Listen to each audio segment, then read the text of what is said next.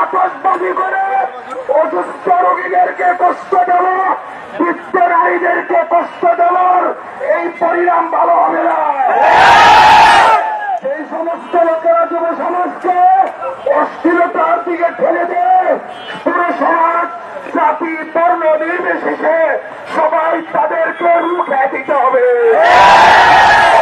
আমাদের এবারের সংগ্রাম কান পাততে উঠে দেওয়ার সংগ্রাম। আমাদের এবারের জেহাদ অস্থিরতার বিরুদ্ধে জেহাদ। আমাদের এবারের যুদ্ধ নেশা মত্তানের বিরুদ্ধে যুদ্ধ।